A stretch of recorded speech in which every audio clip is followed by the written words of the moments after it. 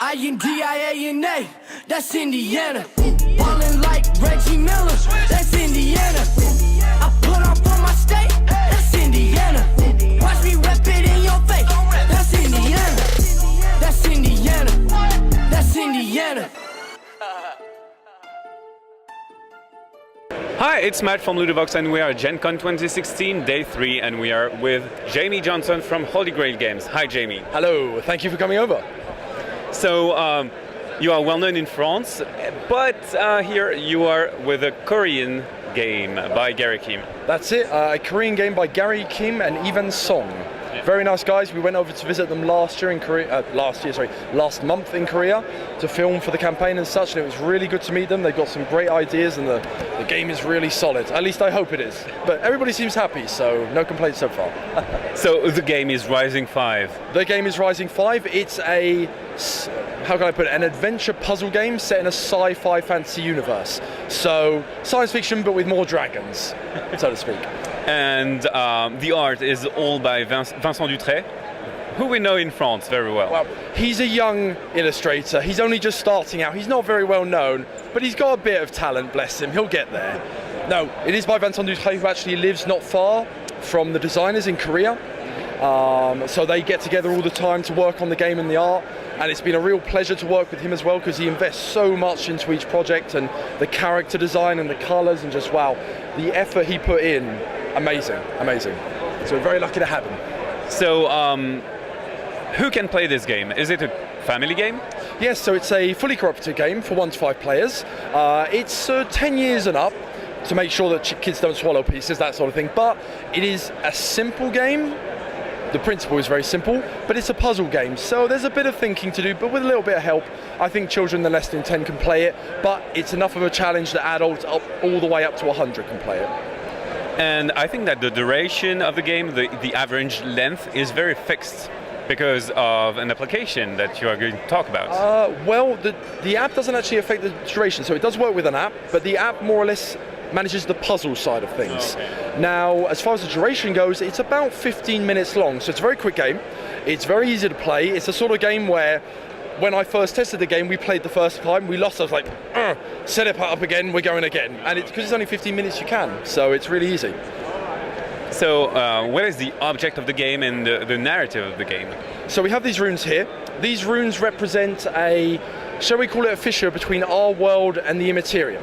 And you play a unit of colourful, talented and especially deniable individuals that have been sent here to shut that gate. This gate is represented by these runes, and each rune is related to an astrological symbol. The puzzle is to find which runes are correct, because there's more than 4, there are some on the side, and which runes go in which spot. So as the game progresses, you're going to explore the world, collect resources, which will help you do that, artifacts, power. This is also something, but we'll get into that in a minute. And that will allow you also to solve the puzzle. And the idea to do that is, the objective of the game rather, is to do that before we reach no cards in the action deck, or before this drops to this. Simple as. So is this a turn track? No, it's basically a threat manager, if you will. The red moon is kind of like in the fluff of the game. It's kind of like the worst thing that can happen. When a gate like this is about to open, the red moon rises, as they say. So when we get to the red moon, it's bad times. This is technically the turn tracker, because once we run out, it's game over. This can go up and down based on certain actions. Well, it can go up based on our actions, of course, and it goes down based on monsters. So when you lose a monster fight with a certain dice result, it goes down, and when you draw these cards from the action deck, it can also plummet. So that's the big menace, but you're also playing against the clock. So what do we do in a turn? So first of all, we'll start right at the beginning. The application manages the puzzle. So generally when you start the game, the first thing you do, there's a tutorial, there's a rule book, everything. There's an introduction with some music, some animations, but you've got me for that, so you don't need it. A quick recap, and then the first thing the app is going to ask you to do is take this photo here. So it's pretty reactive, as we can see, and then it's going to show you some astrological symbols. Now these symbols are related to runes, but we don't know which ones, and that's part of the puzzle. A golden symbol means that the rune is correct and in the right position. A silver one means that the rune is correct but not in the right position. Oh, and a black symbol means that the rune is not correct and you need to get rid of it and replace it with another one. So as we can see, and this is the app allows you to recap what you saw at any time. We know that one rune on here is right, the other one is right but not in the right position, and two are wrong. The only problem is we don't know which ones, and that's part of the puzzle.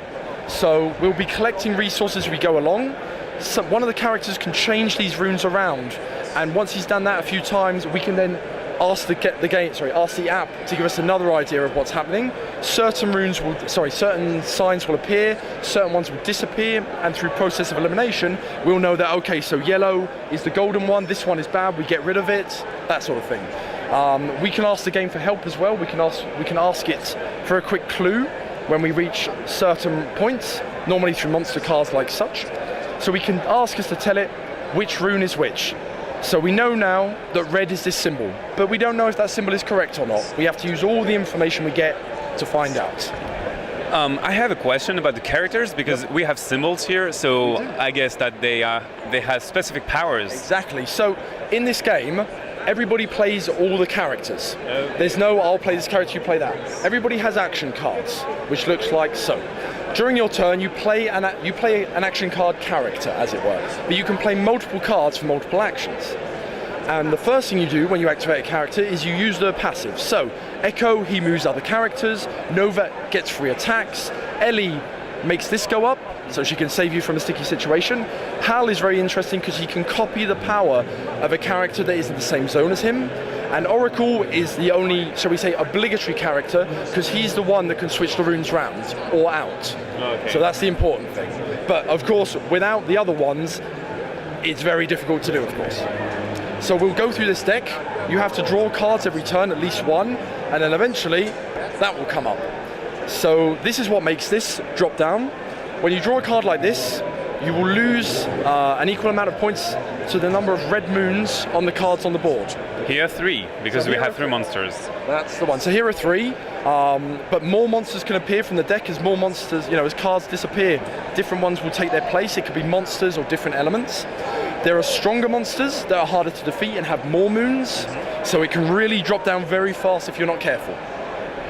Okay, and what are those? So these are artifact cards. You have a basic artifact deck here, which are different cards which you can gain by picking up, by interacting with these cards here. There's different effects to gain more energy, to ask the computer a clue, that sort of thing. And these are special relics that you get by defeating boss monsters. Now, boss monsters are very strong monsters with a strength of 5 that you can only beat by working with other characters. That's it. How do we beat a monster? Basically, you enter into combat with it. Well, go back a step. When you activate a character, when you play an action, there's 3 actions available. You can move from anywhere to anywhere. You can attempt to open the gate if you have 4 cubes. Now, we have a physical one, but you can also track that on the app. A little bit of information, there is also a manual mode to this for those who don't have a smartphone or a tablet but still want to play. There is a manual one, and if the camera doesn't work, then there is also a manual mode to input the different runes, so we've got all that covered. Anyway, back to monsters. So moving is the first action. Then you can interact with different cards. There's a monster. Monsters have a strength, a reward, and a red moon value. When you attack a monster, you roll the dice, and as long as you equal or beat its resistance, or its strength rather, it goes away. You defeat it, you take the reward. So in this case, it would be a green cube. Now, stronger monsters, you'll need a bit more help. If there's multiple characters in the same zone, they give you +1 to this roll. But other players can also play the same character card as you to support you, and that gives you another +1 to your dice roll. So if you're looking to go after big games such as the 5 monsters, people will have to chip in cards to help you to make sure that you kill it.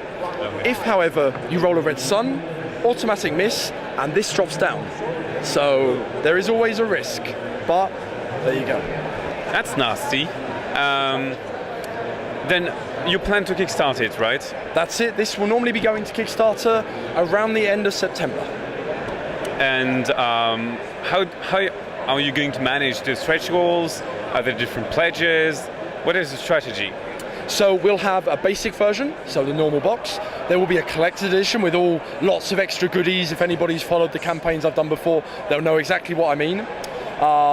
As far as stretch goals go, we've got loads of ideas. Well, I say we've got loads of ideas. Gary and Kim have loads of ideas. Vincent has loads of ideas for characters. We can do new monsters. We can do new zones, new rewards, new artifacts, new characters. Loads of stuff. Loads and loads of stuff. Maybe new game modes? How should I put it? The app and the puzzle are the core of the game. So I don't think you'll see anything drastically different. However, I love this universe, the designers love this universe, hopefully you guys will love this universe as well, and if they do, then we'll do other games in this world. I really hope we do. Thank you, Jamie, for that explanation of Rising 5, My pleasure. and see you on Ludovox. INDIANA, that's Indiana. Ballin' like Reggie Miller, that's